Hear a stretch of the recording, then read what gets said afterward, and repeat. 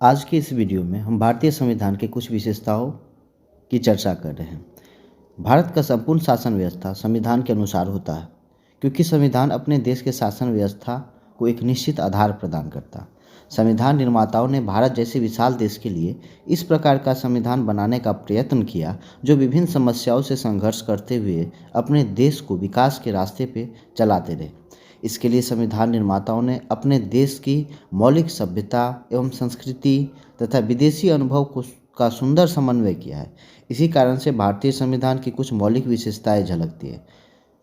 इनमें से कुछ मौलिक विशेषताएं हम आगे प्रस्तुत कर रहे हैं। दुनिया का सबसे विशाल संविधान। जेनिंग्स ने भारत के संविधान को दुनिया का सबसे बड़ा एवं विस्तृत संविधान कहा है। अमेरिका के संविधान में जहां 7 अनुच्छेद, ऑस्ट्रेलिया में 128 अनुच्छेद, कनाडा में 147 अनुच्छेद, दक्षिण अफ्रीका के संविधान में 253 अनुच्छेद, लेकिन हमारे भारत के संविधान में 395 अनुच्छेद थे। भारतीय संविधान का इतना बड़ा होने का मुख्य कारण है कि संविधान में केंद्र, राज्य एवं केंद्रशासित क्षेत्र के प्रत्येक बातों का उल्लेख किया गया।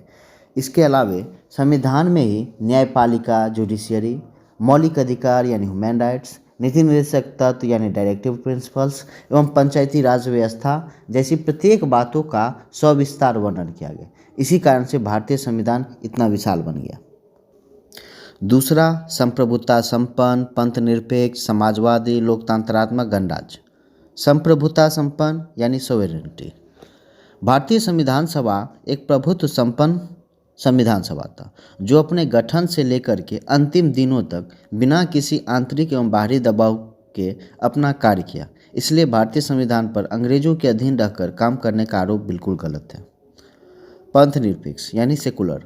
पंथ निरपेक्ष शब्द मूल संविधान में नहीं था। यह शब्द 1976 में 42वां संविधान संशोधन के माध्यम से संविधान के प्रस्तावना में जोड़ा गया।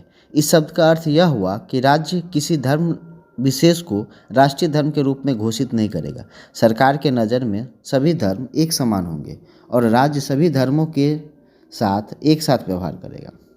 समाजवाद, सोशलिज्म। मूल संविधान में यह शब्द नहीं लिखा हुआ था। 1976 में 42वां संविधान संशोधन के माध्यम से यह शब्द जोड़ा गया। इस शब्द से तात्पर्य उस प्रकार की अर्थव्यवस्था से है जिसमें उत्पादन के साधन पे सरकार का इतना नियंत्रण रहे जिससे सभी लोगों की मूलभूत आवश्यकताओं की पूर्ति की जा सके। लोकतंत्रात्मक यानी डेमोक्रेटिक। भारत में संविधान सभा द्वारा लोकतंत्र की स्थापना किया गया। भारत की सभी सरकारें जनता द्वारा चुने गए प्रतिनिधि के द्वारा चलाई जाती है और यही प्रतिनिधि प्रत्यक्ष या अप्रत्यक्ष तौर पर प्रशासन पर नियंत्रण रखते हैं। गणराज्य यानी रिपब्लिक। गणराज्य से तात्पर्य वैसे देश से होता है जिसमें उसके औपचारिक प्रमुख का पद वंशानुगत न होकर निर्वाचित होता है।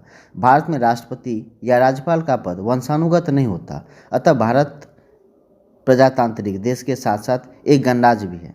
लेकिन इंग्लैंड या जापान जैसे देशों में वहाँ के औपचारिक प्रमुख राजा होते हैं। अतः इंग्लैंड या जापान में प्रजातंत्र है लेकिन गणराज्य नहीं है। दुनिया में सबसे प्राचीनतम राजतंत्र जापान में ही है।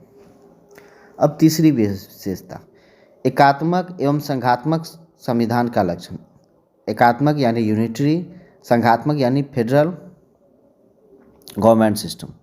भारत में संविधान के द्वारा संघात्मक शासन लागू किया गया था, लेकिन राज्यपाल की नियुक्ति, राज्यों में राष्ट्रपति शासन लागू करने, राष्ट्रीय आपात लागू करने या राज्य सूची के विषय पर कानून बनाने का अधिकार जैसे अनेक प्रावधान हैं जिसके माध्यम से केंद्र राज्य में हस्तक्षेप कर सकता है। इसी कारण से ऐसा माना जाता है कि भारत का संविधान संघात्मक अवश्य है लेकिन इसकी आत्मा एकात्मक है। चौथा, एकल नागरिकता यानी सिंगल सिटीजनशिप। भारत के संविधान में इंग्लैंड की तरह एकल नागरिकता का प्रावधान किया गया, अर्थात भारत का प्रत्येक व्यक्ति केवल भारत का नागरिक है, अमेरिका की तरह अपने राज्यों का नहीं। पाँचवा, लचीला एवं कठोर संविधान का मिश्रण। भारतीय संविधान न तो इंग्लैंड की तरह लचीला है और न ही अमेरिका की तरह कठोर। भारत के संविधान में कुछ प्रावधान वैसे हैं जिसमें परिवर्तन की प्रक्रिया एकदम आसान है, जबकि कुछ प्रावधान वैसे हैं जिसमें परिवर्तन की प्रक्रिया एकदम कठोर। इसलिए ऐसा माना जाता है कि भारत का संविधान लचीला एवं कठोर संविधान का मिश्रण है। छठा, मजबूत केंद्र वाली संविधान। भारत में संविधान द्वारा केंद्र एवं राज्यों के बीच यद्यपि शक्तियों का बंटवारा स्पष्ट तौर पर कर दिया गया, फिर भी देश की एकता को ध्यान में रखते हुए केंद्र को इतना शक्तिशाली बना दिया गया है कि जब भी चाहे राज्य में सीधे हस्तक्षेप कर सकता है। इसी कारण से नए राज्यों के निर्माण की प्रक्रिया अनुच्छेद 352, 56, 60 के अंतर्गत आपातकालीन अधिकार एवं अनुच्छेद 249 के अंतर्गत राज्य सूची के विषय पर कानून बनाने का अधिकार जैसे प्रावधान है, जिसके माध्यम से केंद्र को अधिक शक्तिशाली बनाया गया। 7वां मौलिक अधिकार यानी ह्यूमन राइट्स। भारत के संविधान में अमेरिका के संविधान से प्रेरणा लेते हुए 7 प्रकार के मौलिक अधिकार सम्मिलित किए थे, लेकिन वर्तमान में 6 प्रकार के मौलिक अधिकार हैं। 8वां नीति निर्देशक तत्व यानी डायरेक्टिव प्रिंसिपल्स। भारत के संविधान ने आयरलैंड के संविधान से प्रेरणा लेते हुए नीति निर्देशक तत्व का शामिल किया गया है, जिसके अंतर्गत इसे लोक कल्याणकारी राज्य बनाने की बात कही गई है। 9वां मौलिक कर्तव्य यानी ह्यूमन ड्यूटीज। 42वां संविधान संशोधन के द्वारा भारत के संविधान में पूर्व सोवियत संघ के 10 मौलिक कर्तव्य शामिल किया गया था, लेकिन वर्तमान में मौलिक कर्तव्य की संख्या 11 है। 10वां द्विसदनी विधायिका यानी लेजिस्लेचर।